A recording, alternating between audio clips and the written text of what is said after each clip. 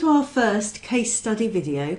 In this one we're going to have a look at the markets and the trends in the market and then apply these to first class bakeries.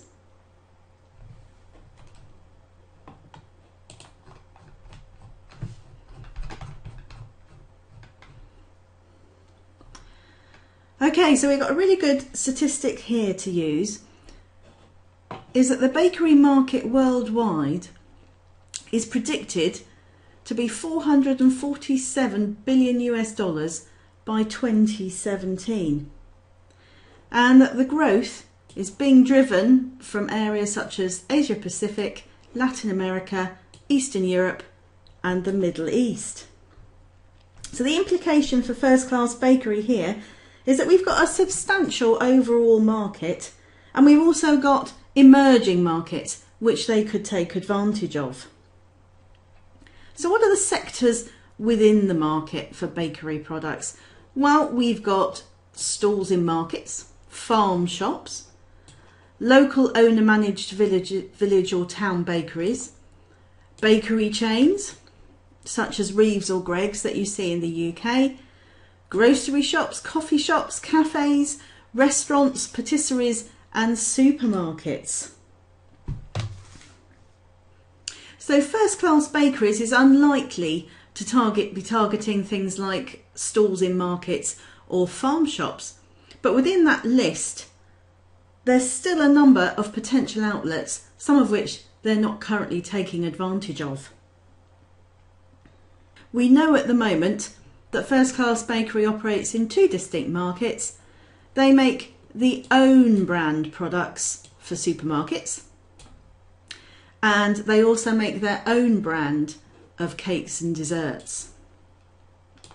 So let's take a closer look at the difference between an own brand produced for a supermarket and a brand that's produced under your own name. Okay, so looking first at own brand. Well, as it says here, if we take a look along a supermarket shelf, we notice that the supermarkets are not only selling products by the brands that we can recognise, such as Heinz and Cadbury's, Coca-Cola and Nestle, but they also have their own products which look very similar but are produced in packaging bearing the supermarket's own name. We've got a number of pictures there showing the different varieties. But actually, when we look closer at those pictures, they don't only have one own brand, but the supermarkets actually have a range. They'll have perhaps a value or economy brand, which will be the cheapest of their own brand ranges. There's maybe a middle priced own brand, and then they'll have a luxury range at the top, such as we've got here Sainsbury's Taste the Difference. And within their own brands, they may also have a free from label, which is catering to people who have food intolerance or diet preferences. And they may also have an organic label. So the question is, who makes these own brands for the supermarkets? Well, some of them may be made through their own in-house bakeries. However, others will be made by companies such as First Class Bakery, who make them in their own factories, but then will repackage them and label them to the supermarket's chosen labelling regime. However, the consumer won't actually ever be aware of who actually made it. So why do the supermarkets bother to make an own brand?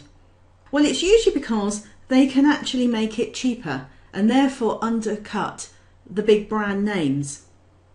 They do this because they don't necessarily have to support it with the direct marketing costs that the big brands do. And they may also benefit from economies of scale for production and distribution. And the benefit to them is, because they can produce it cheaper, in times of economic difficulty like the recent recession, when customers are really sensitive to price, this is when the supermarkets will gain sales through these cheaper brand offerings. But it's also been seen that even when the economy is doing really well, there are still consumers for whom price is the real driving factor. So the fact that these supermarkets can produce their own brand at a cheaper cost and therefore a cheaper price means that they're going to be able to undercut their competition and increase their sales. Okay, we've got some really good statistics here. That a report produced in 2014 showed that own brands in the UK accounted for 54% of overall sales. And also that 50% of customers that were interviewed would be happy to buy even more own brands if the range of products were available. So this, of course, is all good news for First Class Bakery, because one of the markets that they operate in is making these own brands for the supermarkets. So if we've got a large proportion of customers buying them, and we've also got the fact that they'd be willing to buy more, suggests that First Class Bakery may well be in the right place. So then we turn to look at branded goods. So as we said, branded goods are things made by the companies with the names that we really know, like Heinz and Cadbury's and Nestle. And these brands are created through marketing, through presenting messages to the customer regarding the product, about the product's quality or durability or effectiveness. And by creating these messages over time, the customers will begin to relate those messages to that product and therefore choose that over any others. Other reasons why consumers may choose branded goods is because they perceive that there's a social status that they gain from buying them. Often because branded goods may be more expensive than the own brand goods made by, for example, the supermarkets. And by buying these branded goods, therefore, customers feel that they're aligning themselves with a certain social set, or that it gives them a certain status in the community around them. But people may also align themselves with these brands because of the goals of the organisation. It may be that they advertise that their ingredients or products are sustainably sourced, or that the goods are ethically produced. And we've got an example there of fair trade coffee. And it would appear from the information that we've got here that if we look at branded goods as a whole, so we're not just looking at bakery products now, we're looking at everything, that a recent article suggested that whilst branded goods have seen a bit of a decline in 2014, it looks like through 2015 we're expected to see an improvement, and also demand is currently growing from emerging markets.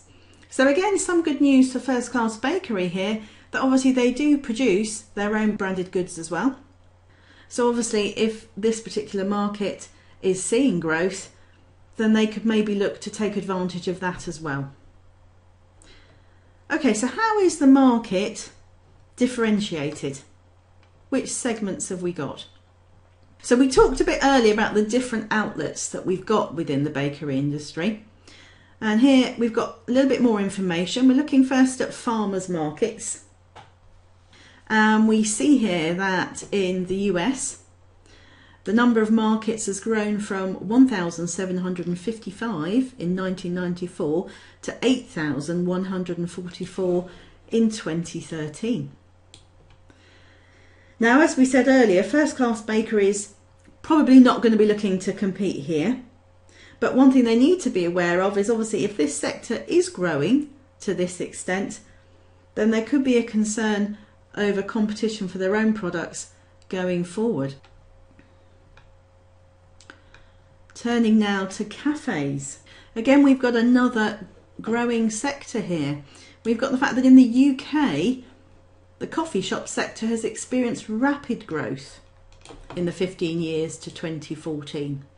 And it's expected that this is going to continue. And further, we've got that 2013 saw a growth of 6.4% in sales.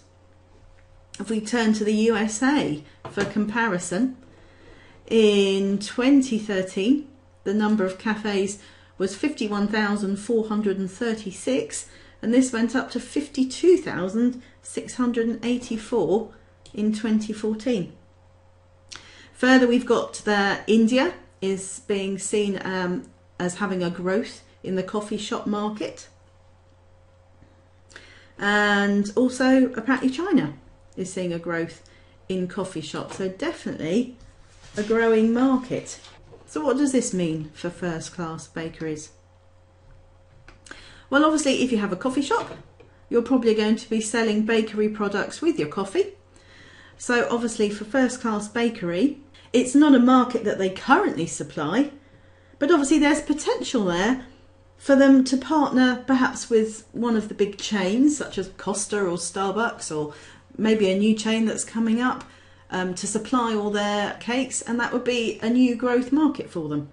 Turning to restaurants, we can see that sales from branded restaurants were seen to rise by 5.8% in June 2015.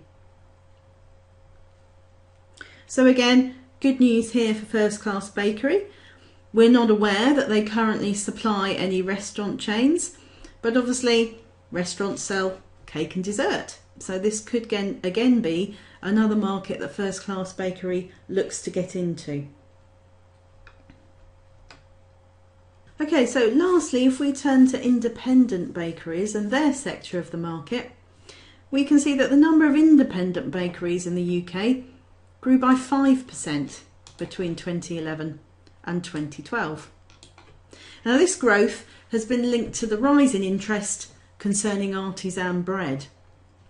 We've got an example here of the bread factory, which was started by Gail Stevens, and we can see that they not only produce bread for the branches of their own organisation, but they're also starting to produce bread under their own label for the London branches of Waitrose. So what does this mean for First Class Bakery? Well, obviously this example is to do with bread, which isn't a market that First Class operate in. But obviously if there was a move to use these independent bakeries to supply products for supermarkets, then this would be a rise in competition for First Class, and something that they'd have to keep an eye on. Okay, so that's a general overview of the market and the different sectors within the market. We're going to go on now to focus on the specific trends that we're seeing in the current market.